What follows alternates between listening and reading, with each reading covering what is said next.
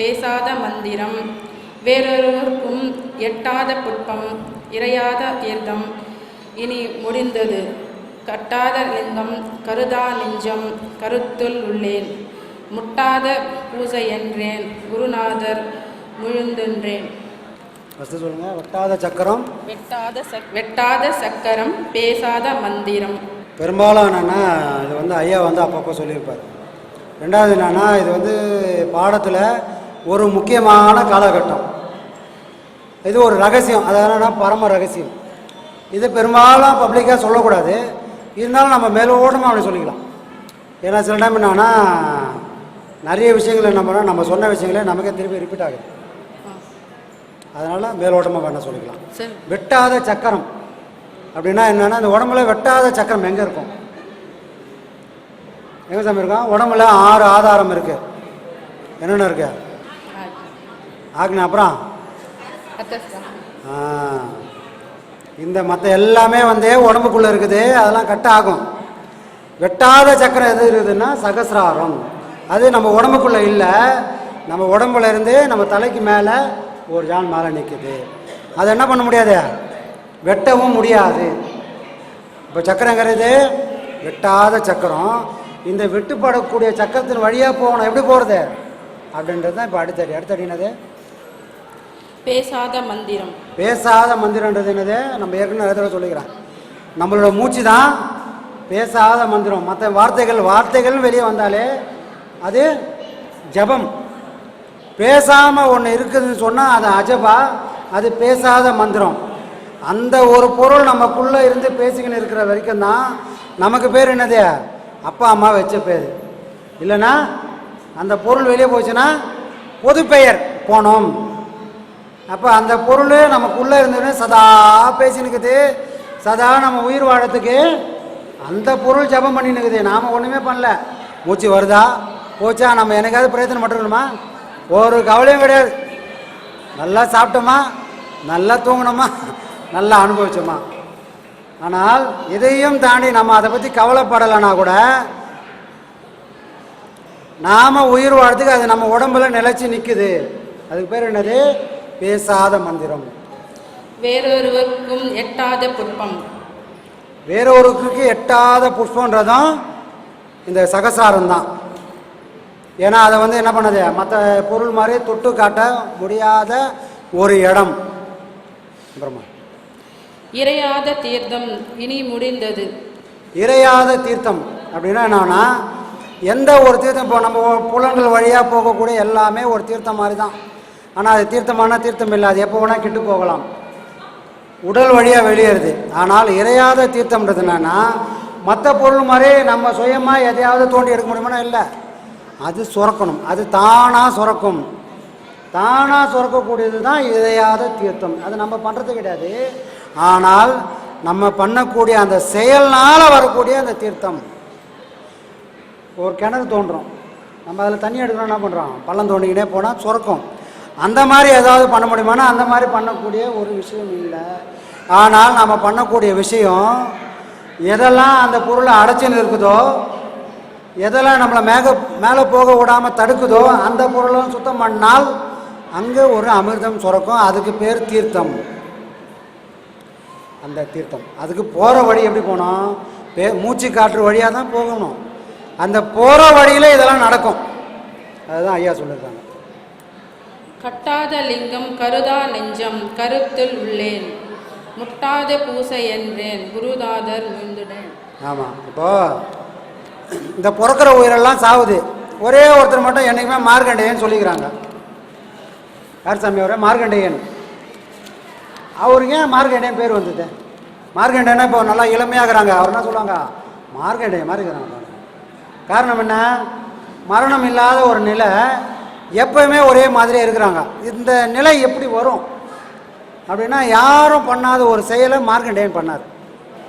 அவர் என்ன பண்ண, யமன் வந்த உடனே அவருக்கு தெரிஞ்சு போச்சு. அவருக்கு தெரிஞ்சு போச்சு நமக்கு மரணம் நிச்சயம். அம்மா அப்பா சொல்லிட்டாங்க, அப்பா நீ வந்து இறைவனோட பிரசாதம், எங்கள் மூலியமா நீ பிறந்தவன் இல்லை, இறைவனோட பிரசாதம். இறைவன் கொடுக்கும்போதே சொல்லி கொடுத்துட்டான். எப்போ 16 வயசு ஆகும்போது அவனை நான் தூக்கிப்பேன் அப்படின்றாரு. வேறு வழி இல்லை. கெட்டவன் 100 வயசு வாழ்றதை விட நல்லவன் 16 வருஷம் வாழ்ந்தால் போதும் அப்படின்னு அவங்க முடிவு பண்ணவொடனே அந்த 16 வருஷம் முடியும் போது அவங்க சொல்லிட்டாங்க, இப்போ இதெல்லாம் நடக்க போகுது அப்படின்னு. அப்போ என்ன பண்ணிட்டான் மார்க்கண்டேயன் வேற எங்கேயும் போகல, இறைவனை போய் கட்டி பிடிச்சிக்கிட்டான்.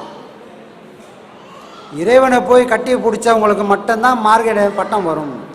இப்போ நாம் பண்ணக்கூடிய எங்கே போய் கட்டணும்? இந்த மூச்சு காத்தானது அங்கே போகும், மேல்நிலைக்கு போகும்.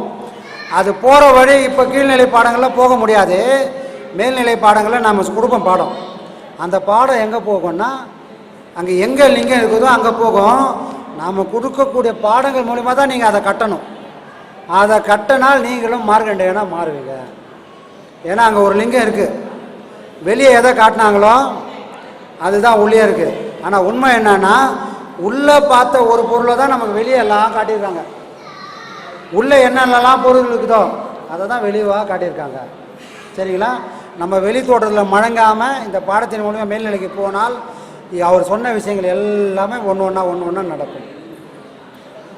சரிங்களா?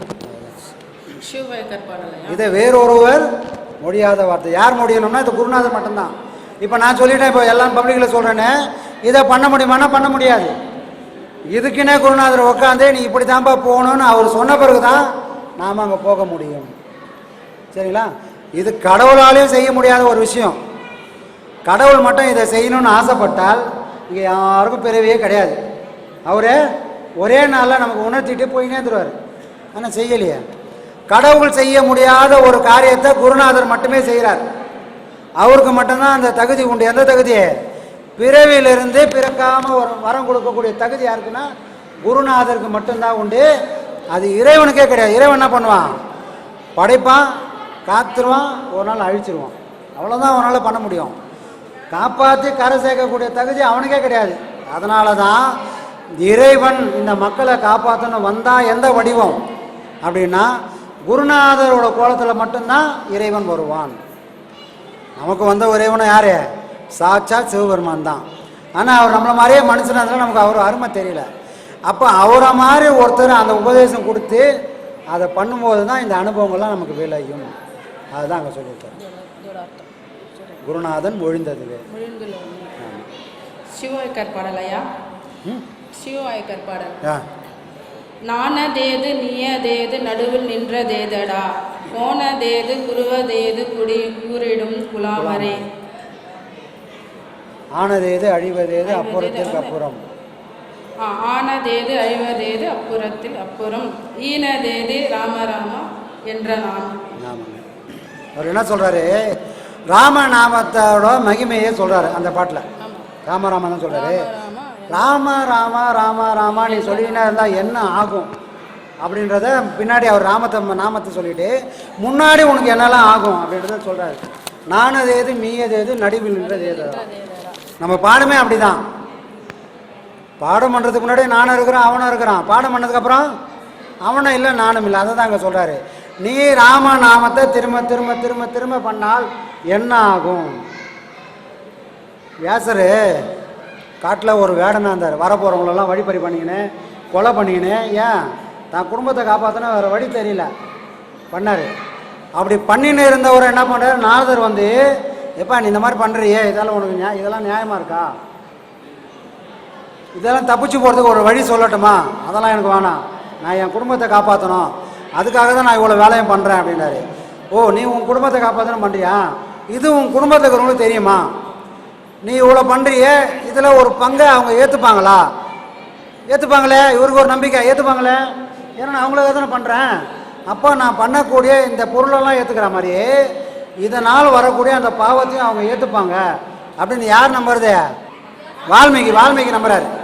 வால்மீகி நம்புறாரு. ஓகே, அவ்வளோ நம்பிக்கை உனக்கு. அப்போ நாரதனப்பா நீ இதே மாதிரி போய் வீட்டில் போய் கேளு, நான் கொண்டு வந்த எல்லாத்தையும் நீங்கள் ஏற்றுக்கினீங்களே, அதனால் வரக்கூடிய அந்த பாவத்தையும் நீங்கள் ஏற்றுப்பீங்களா அப்படின்னு கேட்குறாரு. அப்போ பொண்டாட்டி சொல்கிறான், என்ன காப்பாற்ற வேண்டிய உன் கடமை, உன் பாவத்துக்கும் எனக்கும் எந்த சம்மந்தமும் கிடையாது, அதெல்லாம் நீ ஒருத்தன் தான் அனுபவிக்கணும். அம்மா போய் கேட்குற, டேய் வயசானவங்களை காப்பாற்ற வேண்டியது பிள்ளையோட கடமை, அதை தான் நீ செஞ்ச, உன் பாவத்தை எனக்கு எப்படி வந்து சேரும்? இப்படி ஒவ்வொருத்தரையும் கேட்டால் எல்லாருக்கும் ஒரு தெளிவாக சொல்கிறாங்க, வந்த பாவம் உன்னோடது, என்னை காப்பாற்ற வேண்டிய கடமை மட்டும் உனக்கு. இதில் பாவத்தில் நாங்கள் பங்கு வரமாட்டோம். நீ சம்பாதிச்சு போட்டால் நான் சாப்பிடுவோம். இப்போ இருக்கிற செட்டப்பும் அப்படி தானே இருக்காங்க. நாம் கொடுக்குற வரைக்கும் நமக்கு வாய்ச்ச புருஷன் மாதிரி உலகத்தில் ஒரு புருஷனே வாய்க்கல. என்னைக்காவது ஒரு மாதம் பிரேக் ஆயிடுச்சுன்னா நீ என்னையா சம்பாதிச்சு கொடுத்த எனக்கு. இதில் எந்த புருஷனும் விதி விலக்கு இல்லை, பதிலும் சொல்ல முடியாது.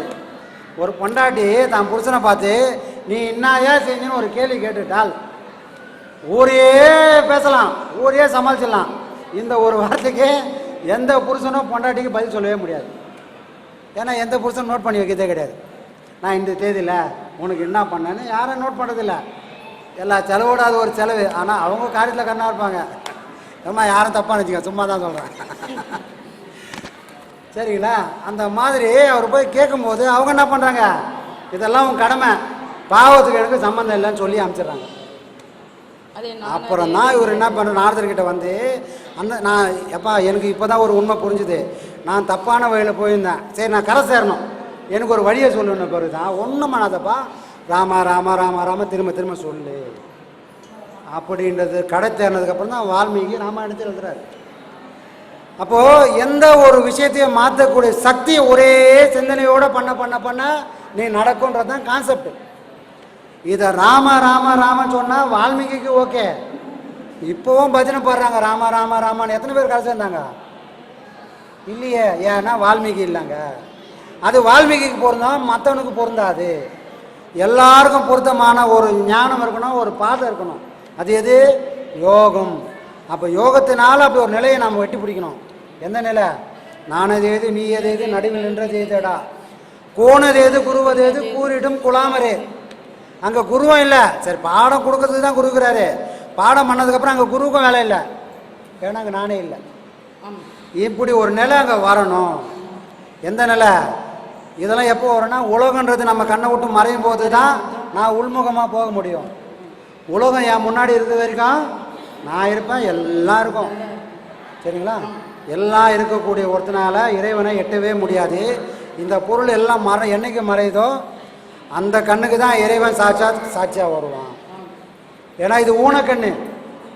இந்த பொருள் எல்லாம் அறிவு பொருள் சொல்லிக்கிறாங்க. இந்த பொருள் என்னது? அறிவு கருவிகள். ஆனால் உண்மையாக அறிவு கருவானா அறிவு கருவிகள் கிடையாது. ஏன்னா இது இந்த உலகத்தில் இது உலகத்தை தான் பார்க்கும், இறைவனை காட்டாது, என்ன யாருன்னு காட்டாது. ஏன்னா இதுக்கு அவ்வளோதான் சக்தி. இந்த காது பக்கத்தில் ஒன்று பேசுகிறத மட்டும்தான் கேட்கும், தனக்குள்ளே ஒன்று பேசினுக்குது அதை கேட்கக்கூடிய சக்தி கிடையாது. ஆனால் இதுக்கெல்லாம் பேர் என்னது? அறிவு கருவிகள். எதை அறியத்துக்கு? இந்த உலகத்திலிருந்து உனக்கு தேவையானதை அறியணும்னா இந்த கருவிகள் வேணும், அவ்வளோதான் அதுக்கு. ஆனால் உண்மையான அறிவு கருவிகள் கிடையாது. அப்போ பாடம் மேல்நிலை பாடம் வாங்கணும். உங்களுக்கு தெரியும், இந்த சுவிட்செல்லாம் ஆஃப் பண்ண பிறகு தான் உள்முகமாக தான் உங்களுக்கு காட்டுவாங்க. அப்போ உண்மையான பொருள் இதெல்லாம் கருவி. ஒரு கேமரா எல்லாத்தையும் பார்க்கும். ஆனால் நல்லது கெட்டது அதுக்கு தெரியாது. ஒன்று ரெக்கார்ட் மட்டும்தான். நல்லது கெட்டது யார் பார்க்குறது? அந்த கேமராவுக்கு எப்போ உயிர் வருதுன்னா உன் மனம் புலன்கள் கூட சேரும்போது தான் புலனுக்கு உயிர் வருது. இல்லைன்னா பொணத்துக்கும் கண் இருக்குது, பொணத்துக்கும் காது இருக்குது, கேட்குமானா கேட்காது.